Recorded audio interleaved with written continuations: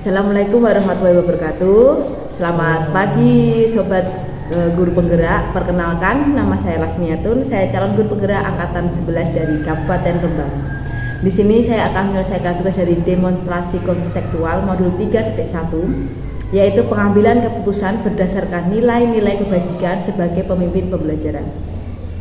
Di sini saya dibantu oleh Bapak Kepala Sekolah saya sendiri dari SD Negeri Pakis, yaitu Bapak Suparno. Bapak ini akan menjadi narasumber saya untuk wawancara pada pagi hari ini. Langsung saja kita lanjut. Assalamualaikum warahmatullahi wabarakatuh Bapak. Waalaikumsalam warahmatullahi wabarakatuh. Bagaimana kabarnya Pak? Alhamdulillah sehat. Alhamdulillah Pak, sehat selalu Pak. Ya. Mohon maaf Pak, minta izin waktunya. Saya ingin ada beberapa pertanyaan mengenai bagaimana selama ini Bapak Suparno selaku Kepala Sekolah dari SD Negeri Pakis untuk dalam mengambil keputusan. Diizinkan Bapak? Boleh. Ya Pak, langsung pertanyaan pertama Pak. Menurut Bapak Parno, selama ini bagaimana Bapak dapat mengidentifikasi kasus-kasus yang merupakan dilema etika atau rujukan moral? Dilema etika maupun rujukan moral itu nanti wewenang saya selaku kepala sekolah. Karena apa juga nanti mengharapkan kedua belah pihak harus selalu tidak ada sebuah permasalahan. Seandainya ada sebuah permasalahan, itu nanti yang gurunya itu merupakan binaan saya sendiri. Berarti tetap dibina, dipantau langsung oleh Bapak Kepala Sekolah? Iya, harus ini. Harus ya Pak. Terima kasih untuk pertanyaan nomor 2 Pak. Terus selama ini bagaimana Bapak Parno menjalankan pengambilan keputusan di sekolah Bapak, terutama untuk kasus-kasus di mana ada dua kepentingan yang sama-sama benar atau sama-sama mengandung nilai kebajikan. Bagaimana cara Bapak Suparno untuk mengambil keputusannya? Itu saya ambil dari musyawarah bersama dengan Dewan Guru. Seandainya musyawarah Dewan Guru tidak dapat memutuskan sebuah keputusan, maka saya mengambil alih sendiri untuk memutuskan hal-hal yang kelihatannya positif. Itu harus saya dukung. Apalagi tentang pembelajaran. Seandainya orang tua atau anak tidak sesuai dengan pembelajaran yang ada, menolak dan lain-lain, maka keputusannya tetap berpihak pada guru, karena guru tetap mencerdaskan kehidupan bangsa, itu tujuan utama. Berarti tetap sebagai Bapak Kepala Sekolah ini akan melihat bermusyawarah dulu Pak. Ya. Musyawarah tidak itu Bapak akan memikirkan baik buruknya, lalu perlu diambilkan keputusan Pak. Untuk nomor 3 Pak, langkah-langkah atau prosedur seperti apa yang biasanya Bapak lakukan selama ini? Untuk apa itu? Seperti tadi Pak, mengambil keputusan tadi Pak. Mungkin ini jawabannya udah masuk ke jawaban tadi Pak. Ya. Tapi mungkin Bapak bisa diterangkan sedikit lagi. Langkah-langkahnya yang pertama tetap saya bermusyawarah dengan guru, dengan teman yang lain. Kalau seandainya masalahnya itu sangat kronis, dan itu saya juga mengambil keputusan bersama komite juga. Libatkan. Hasilnya nanti juga saya sampaikan ke guru yang bersangkutan. Berarti ada sinergi antara komite, ada sama guru untuk mengambil komite, kepala sekolah itu harus sinergi. Berarti kompak Pak Iya Pak. Untuk pertanyaan nomor 4 Pak, hal-hal apa saja yang selama ini Bapak Parno anggap efektif dalam pengambilan keputusan pada kasus-kasus dilema etika? Yang menurut Bapak yang efektif yang bagaimana Pak? Efektif yang pertama ya guru yang bersangkutan bila mana ada kaitannya dengan wali murid atau murid, ini saya panggil sendiri. Saya panggil sendiri, saya kasih arahan. Seandainya tahap yang kedua arahan tidak dilaksanakan atau diabaikan, jadi nanti musyawarah pada guru. Berarti ada bimbingan individu Pak. Bimbingan. Berarti salah satu yang diambil Bapak Suparno itu sangat bijak karena tidak menghakimi atau tidak memarahi guru di depan siswa ataupun di depan guru-guru yang lain Pak. Bimbing individu dulu kita Pak. Menghargai Pak. Nah, untuk nomor 5 Pak, hal-hal apa saja yang selama ini merupakan tantangannya Bapak dalam mengambil keputusan yang berhubungan dengan kasus dilema etika? tantangan saya terutama masalah-masalah yang ada kaitannya dengan sara itu sangat saya harus berpikir 2 kali karena itu sangat riskan terhadap perkembangan di sekolah tersebut. Ya. Salah nggih Pak, berarti ketenangan. Mungkin ada lagi Pak ketenangan ketika kesulitan dalam mengambil keputusan, ada nggak Pak? Kalau kesulitan karena kita hidup bersama, kita ingat saya koproyo, ya itu saya kira tidak ada. Ya. Karena tetap dikomunikasikan dengan Pak. Ya.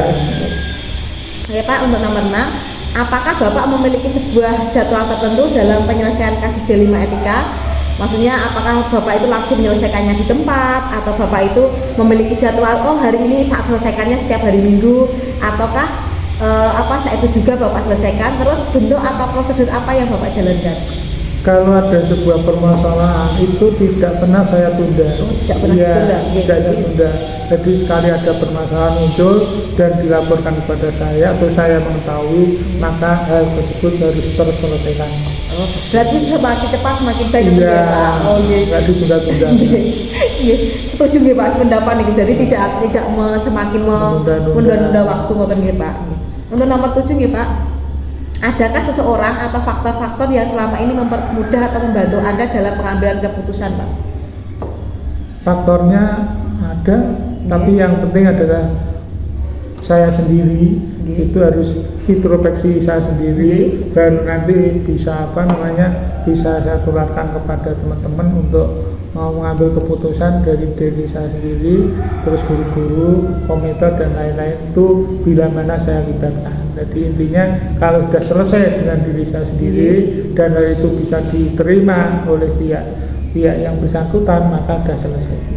Berarti kembali ke Bapak untuk legowo sendiri dulu ya Pak. Ya. Introspeksi dulu, udah benar apa belum baru disampaikan. Ya. Kalau sudah diterima berarti insya Allah clear kan Pak.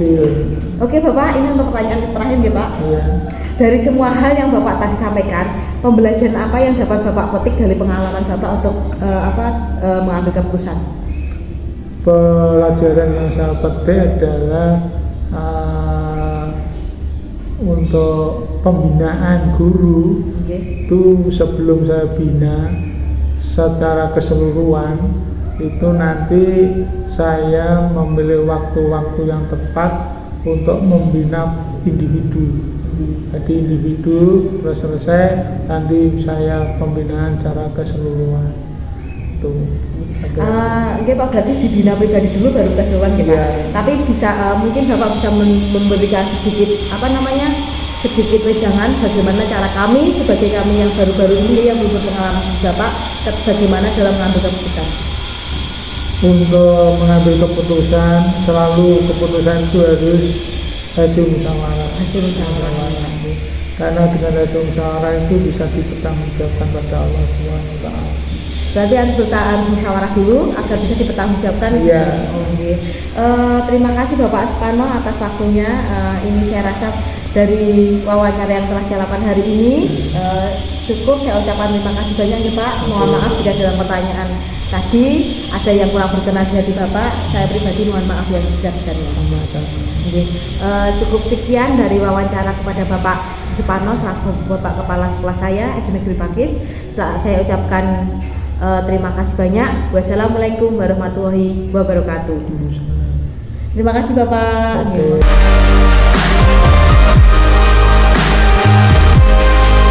Assalamualaikum warahmatullahi wabarakatuh. Selamat siang semuanya. Selamat siang Sobat Guru Penggerak.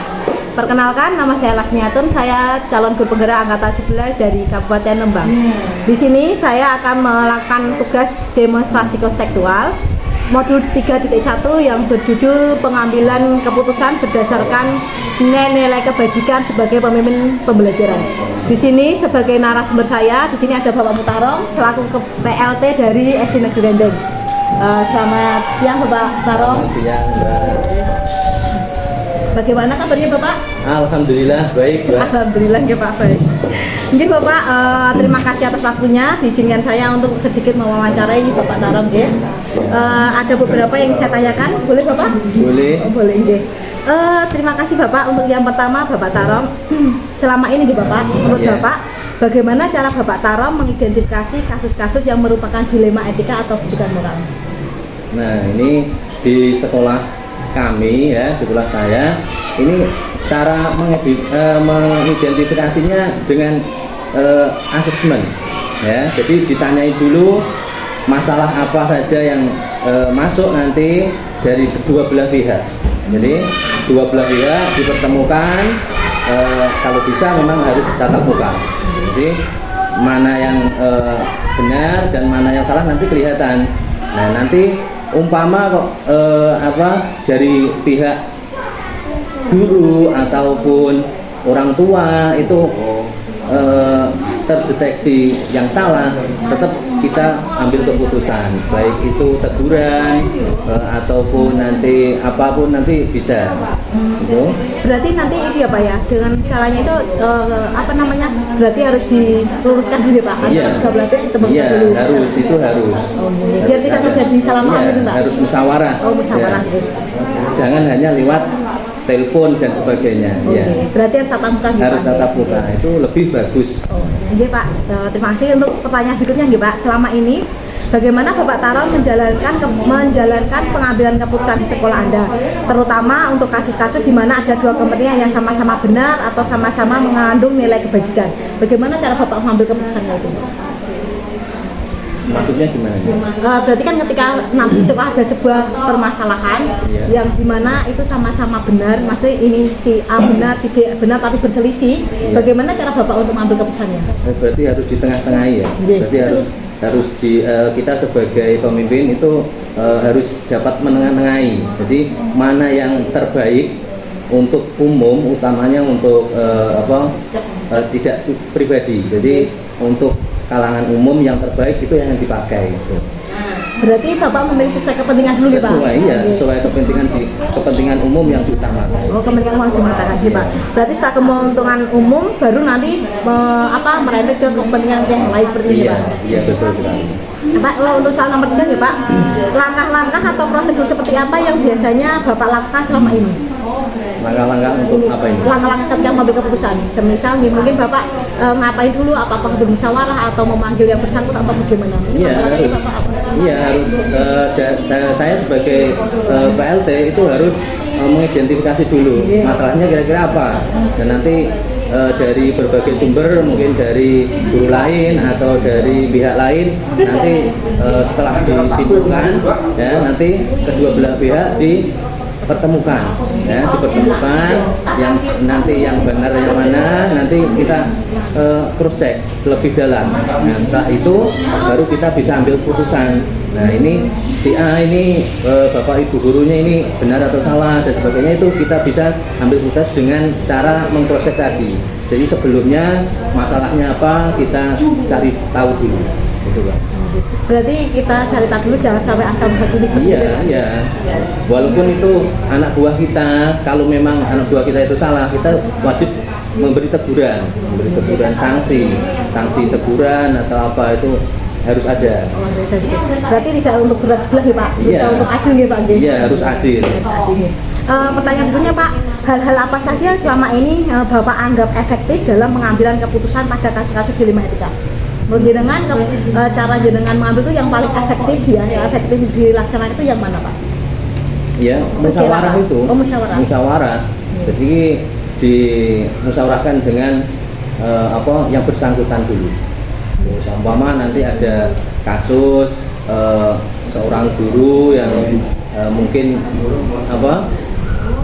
memberi hukuman terlalu siswa itu nanti kita cross check apa itu salahnya di mana, apa salahnya memang di gurunya atau di siswanya. Nah, memang itu gurunya kita akan memberi teguran itu kan teguran ringan ya, berarti dia harus belajar dengan keadaan, bagaimana cara istilahnya mengendalikan emosi. Berarti harus tetap musyawarah dulu ya Pak? Iya, harus musyawarah. Terus yang soal berikutnya ya Pak, soal untuk nomor 5, hal-hal apa saja yang selama ini merupakan tantangan? merupakan tantangan dalam pengambilan keputusan pada kasus dilema etika. Berarti kira-kira yang merupakan tantangannya Pak Tarom apa nih sampainya? Tantangan hari ini biasanya itu dari pihak luar, ya, dari pihak luar. Jadi contoh seumpama dari pihak orang tua itu kadang enggan bertatap muka dengan guru yang bersangkutan atau mungkin berhubungan dengan kepala sekolah, itu enggan sekali. Entah itu kenapa, atau memang dia takut, atau memang beraninya hanya lewat media sosial dan sebagainya. Itu tantangan bagi kami itu. Jadi kita bagaimana menerapkan ke orang tua agar kalau ada masalah langsung aja ke kantor, musyawarah dan sebagainya. Itu tantangan kami yang belum. Berarti tantangannya masih dilakukan ya Pak, bukan dari pihak pihak sekolah sendiri ya Pak? Iya, tidak. Oke Pak, pertanyaan berikutnya, apakah Bapak memiliki sebuah tata cara atau jadwal tertentu dalam sebuah penyelesaian kasus? Misalnya, apakah jenengan punya tempat, terus misal kalau ada kasus di tempatnya di kantor atau tempatnya di mana, atau mungkin jadwalnya ada penyelesaiannya setiap hari Selasa atau selama hari Rabu gitu. Apakah ada jadwal seperti itu atau bagaimana prosedurnya Pak? Oh, tidak ada. Pokoknya kita tidak ada tempat khusus untuk seperti itu, karena yang namanya sekolah dasar itu kan tidak ada BK, tidak ada BK. Jadi kita dimanapun bisa menyelesaikan masalah, jadi baik itu di kantor maupun di ruang kelas dan sebagainya. Kita menyesuaikan tempat. Berarti ketika ada permasalahan itu Bapak langsung saat itu juga harus selesai gitu Pak? Atau mungkin ada nunggu berapa lama lagi? Ya itu tadi, ke kasusnya tinggal kasusnya. Seumpama nanti perlu di cross check lagi, seumpama nanti masalahnya apa didalami dulu, perlu didalami ya harus didalami dulu. Tapi kalau memang harus langsung ketika itu juga diselesaikan bisa ya diselesaikan. Ya berarti tergantung kasusnya. Ya. Oke Pak, adakah seseorang atau faktor-faktor yang selama ini mempermudah atau membantu Anda dalam pengambilan keputusan Pak? Ada. Siapa Pak? Iya, itu guru-guru yang sudah senior itu, iya contohnya Bulia itu sudah senior dia. Kalau boleh tahu Bulian itu guru apa ya Pak? Guru PJOK. Oh PJOK. Iya. Oh berarti ya Pak, boleh sedikit diceritakan Pak, karena kan Bulia ini sudah senior gitu. Yeah. Biasa ini sama ini membantu Pak Tarom dalam mengambil keputusan. Boleh nggak sumbangsihnya Bu Natalia itu di sini dengan ke Pak Tarom itu bagaimana usia? Nah ini untuk terutama ada dua, ya ada dua ini di sini tuh Bu Natalia sama Bu Nurul. Oh Bu Nurul. Ya Bu Nurul ini juga sama-sama bijaksana. Kalau mengambil keputusan tuh bijaksana. Jadi ada masalah apa? Nanti contohnya kemarin ada permasalahan antara siswa dengan siswa. Ini biasanya Bu Natalia yang sering memberi tindakan yang adil. Ya, gitu. Berarti dalam kesekolahan mungkin dari timnya Pak Tarom ini berarti ada 3 nih bukan? Pak Tarom sebagai PLT-nya, Bu Natalia sama Bu Nurul sebagai apa nih? Sebagai tangan kanannya Bapak. Iya Pak. Iya bisa dibilang seperti itu. Berarti itu sudah satu tim yang kompak ya Pak. Ya semoga aja bisa selalu kompak. Amin ya Pak, amin. Jadi Pak untuk pertanyaan terakhir ya Pak, dari semua yang Bapak tadi sampaikan, pembelajaran apa yang dapat Bapak petik dari pengalaman Bapak dalam mengambil keputusan? Iya, pembelajaran yang pertama itu kita jangan lihat siapa yang membuat masalah, tapi lihatlah masalahnya. Ya, masalahnya itu dilihat seberapa besar masalahnya, ya kan? Nanti terus kita sebagai istilahnya pemimpin itu harus adil. Harus adil. Jadi nilai yang pertama itu kita harus sebisa mungkin harus adil. Ya, itu. Terus yang kedua adil dan bijaksana. Iya, bijaksana. Kita tidak memihak manapun. Itu. Mungkin hanya itu. Berarti salah satunya adalah adil, terus bijaksana tadi ya Pak. Iya Pak. Untuk yang sebelum menutup Pak, bisakah mungkin Bapak selaku PLT dari Egi Negeri Enten untuk menyampaikan untuk kepada kami apa yang harus kita pelajari, misalnya mungkin Bapak bisa memberikan saran kepada kami apa yang harus kita lakukan ketika suatu saat nanti kami menjadi pemimpin, apa yang harus kami, mungkin Bapak kan bisa memberikan saran kepada kami, nasihat seperti Pak, monggo. Ya mungkin sarannya gini, jadi nanti semuanya mbaknya menjadi pemimpin, terimalah istilahnya masukan dari luar. Jadi masukan dari luar itu kita terima dan kita bisa menyaring masukan yang baik mana, masukan yang buruk mana, dan tentunya masukan itu untuk membangun kita. Masukan yang membangun kita itu bisa membuat kita lebih bijaksana nanti dalam menjadi pemimpin. Gitu. Berarti harus siap menerima masukan ya Pak? Iya, jangan sampai dikritik orang, beri masukan orang nggak mau, itu jangan sampai seperti itu. Berarti harus bisa terbuka dengan dari kritik, saran dari orang-orang sekitar. Iya, betul. Terima kasih Bapak Tarong atas waktunya memberikan kami, terutama kami sebagai guru penggerak, nasihat-nasihat, wawasan untuk bagaimana kedepannya ketika kami mempunyai kesempatan Pak dalam sebagai pemimpin dalam mengambil keputusan. Untuk sesi wawancara kali ini saya akhiri. Saya ucapkan selamat sekali lagi pada Bapak Tarong. Terima kasih Pak. Cukup sekian. Wassalamualaikum warahmatullahi wabarakatuh. Waalaikumsalam.